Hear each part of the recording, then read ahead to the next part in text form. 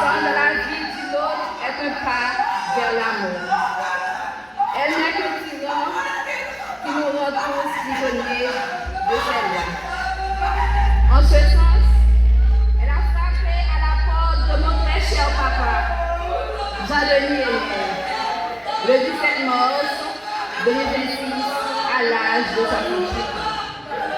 Brièvement, je vais vous donner une idée de la vie de mon papa au cours de son passage sur terre. Jean-Denis Henel, communément appelé Nelly, pour les plus intimes, a pris naissance à la rivière des Monts le 7 décembre 1958. Il était le deuxième des enfants de M. Jean-Denis Calix et de Mme Pierre-Vienne Jean. Dès son jeune âge, il s'est déménagé avec la famille pour s'installer à Kodjo où il a grandi. Mon papa était un rude travailleur.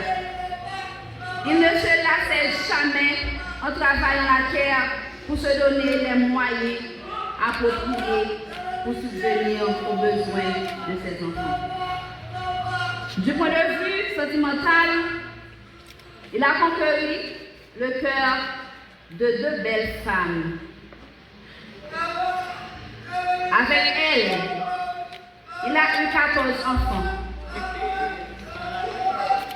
et 14 petits-enfants viennent agrandir et embellir la famille.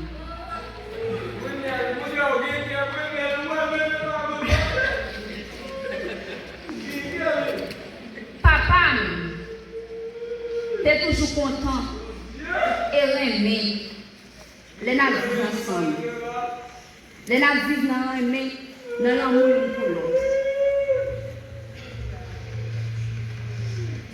Pour nous continuer à vivre en mémoire de lui, m'a demandé nous, frère Maxime nous, on nous continue à vivre dans l'amour, dans l'aimer. Vivre dans l'amour, dans l'aimer, c'est pas vivre tant pour Iso à Tilapou. Vivre dans l'amour, dans l'aimer, c'est pas vivre tant pour Christ là à barbecue. Mais vivre dans l'amour, dans l'aimer, c'est vivre ensemble tant pour faire avec ceux.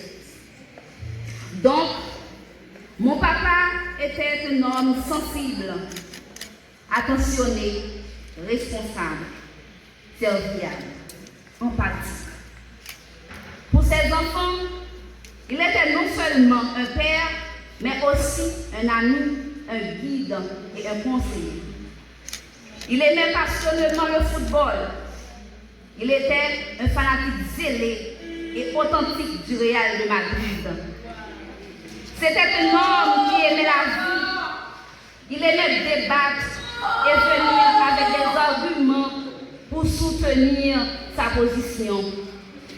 Il n'a jamais accepté la défaite. Malheureusement, au cours de l'année 2014, il était devenu aveugle. Toutefois, il n'a pas cessé de combler ses enfants, sa famille et ses proches de ses vives attentions et affections. En janvier 2026, son état de santé devient critique en raison des maux de ventre chroniques et en dépit des différentes suivis médicales effectués. Il a fini par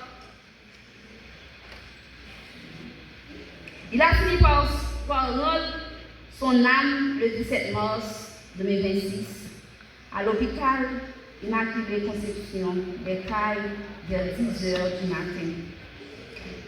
Il a laissé derrière lui ses enfants, ses mères. Il a laissé derrière lui ses enfants, les mères de ses enfants, sa grande sœur, Laïtine Jean, et un petit frère, Lionel Jean.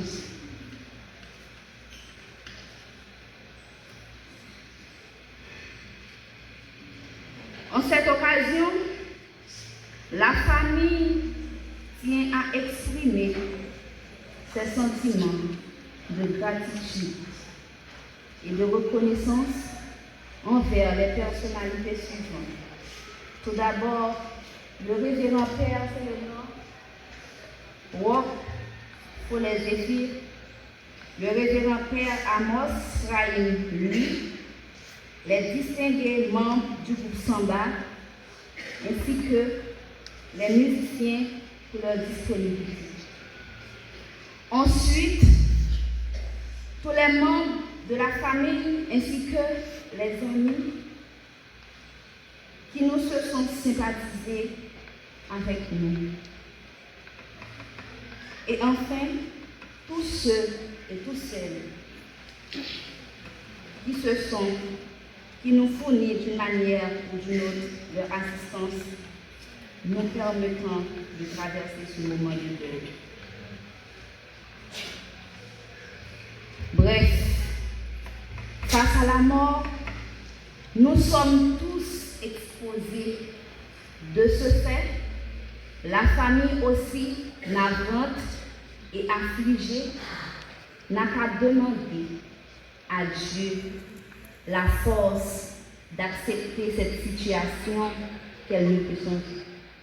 Car l'Éternel a donné, l'Éternel a ôté, que son nom soit béni. Va en paix, mon très cher papa, mon héros, que ton âme repose en paix.